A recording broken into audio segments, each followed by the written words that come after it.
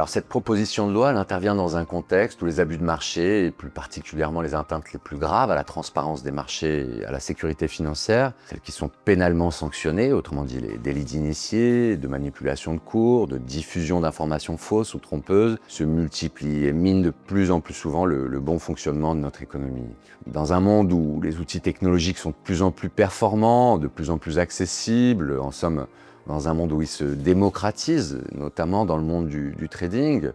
dans un monde où les données sensibles, elles échappent de plus en plus souvent au contrôle de leurs gardiens, les réseaux d'initiés prolifèrent, ils se complexifient. C'est d'ailleurs ce qu'observe, à raison, le préambule de cette proposition. Alors dans ce domaine, le parquet national financier il dispose, depuis sa création en 2014, d'une compétence nationale exclusive. Donc si l'AMF elle est compétente pour suivre et pour sanctionner les manquements de marché, autrement dit les atteintes qui sont les moins nocives au marché financier français, c'est au PNF et à lui seul qu'il incombe de poursuivre les infractions d'abus de marché. Il faut le constater, de plus de 10 ans après sa création, si le judiciaire et en l'espèce le parquet financier il fait preuve d'une activité sans précédent, d'une efficacité incontestable dans les domaines de la corruption, de la fraude fiscale ou de son blanchiment, la part des enquêtes qu'il consacre aux abus de marché, elle n'a cessé de décroître sur la dernière décennie. En gros, elle est passée de 8% en 2017 à environ 5% en 2024. Donc c'est un phénomène assez paradoxal auquel on assiste, puisque d'un côté, la toxicité, la virulence de cette criminalité financière, elle se renforce, et d'un autre, simultanément, la part des enquêtes pénales qui lui sont consacrées recule. Alors, est-ce qu'il faut y voir le signe d'une espèce de carence, d'un manque des services judiciaires d'enquête dans cette matière? C'est possible, en tout cas la volonté des autorités, si on écoute le PNF, elle ne manque pas. C'est aussi ce que suggèrent en tout cas les auteurs de cette proposition. Ils consacrent un rôle central de l'AMF dans la lutte administrative, mais surtout pénale désormais, contre ces infractions financières. Alors en réalité, je ne suis pas certain qu'on puisse réellement parler de tournant, voire de révolution, notamment dans la mesure où historiquement, de façon plus ou moins formelle d'ailleurs, les services d'enquête judiciaire, notamment du PNF, ils sont toujours appuyés sur les services et sur les compétences ou les outils dont dispose l'AMF pour lutter contre la fraude financière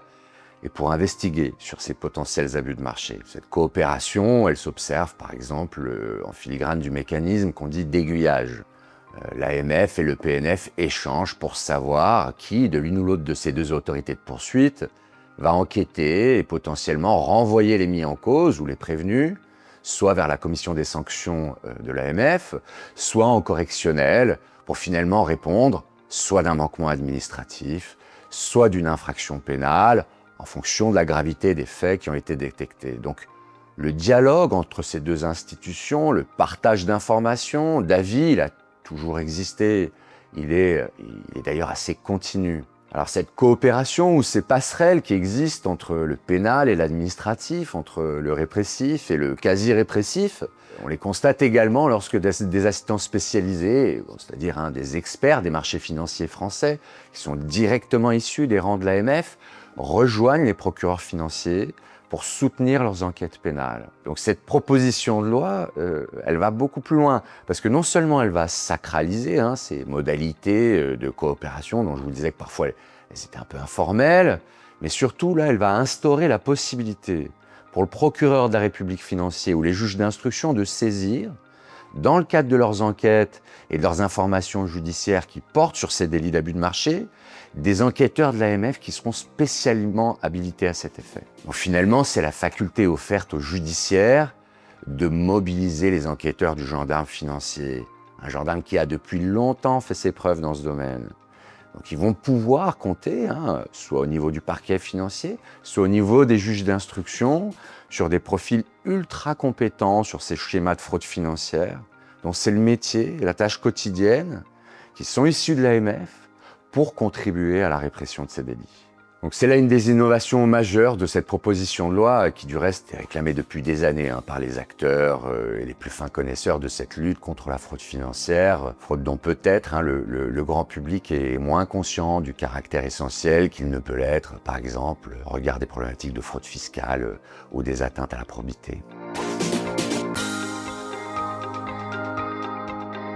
On l'a vu, la proposition de loi est ambitieuse, puisqu'elle vise tout à la fois à renforcer la lutte contre la criminalité organisée, les réseaux d'initiés et les arnaques, à permettre une simplification des procédures répressives de l'AMF et à améliorer l'efficacité de la procédure devant la commission des sanctions de l'AMF. Ces évolutions sont donc nombreuses. Parmi toutes ces dispositions, une a plus particulièrement retenu notre attention puisqu'elle nous semble marquer, non pas une révolution, le mot serait peut-être un peu fort, mais en tout cas une évolution notable du modèle de supervision et de contrôle déployé par l'AMF. Il s'agit de la possibilité pour son secrétaire général d'imposer aux entités régulées la réalisation d'audits externes afin de s'assurer que ces dernières respectent bien la réglementation à laquelle elles sont soumises. Ce mécanisme, ce n'est pas une invention du législateur français puisqu'il est directement inspiré de celui des Skilled Person Reviews dont bénéficie la FCA, l'homologue britannique de l'AMF, et qui fonctionne d'ailleurs très bien puisque depuis le 1er avril 2025, ce sont déjà 16 rapports qui ont été commissionnés par la FCA. Alors, faut-il s'inquiéter de cette évolution? Bien sûr, plus de supervision, cela a toujours tendance à faire peur. Mais ici, notre sentiment est que ce nouveau dispositif présenterait en définitive plus d'avantages que d'inconvénients pour les professionnels. Confidentialité des constats, opportunités supplémentaires de remédiation dans un cadre non contentieux, tout ceci profitera directement aux institutions financières à moyen et long terme, à la fois en renforçant leurs relations de confiance avec leurs régulateurs et en évitant une publicité malheureuse des carences éventuelles de leurs dispositifs et pratiques qui, on le voit, alimente de plus en plus actions civiles d'investisseurs et procédures pénales. C'est donc une supervision encore plus pragmatique qui se dessine dans l'intérêt de tous et notamment de l'attractivité de la place financière de Paris.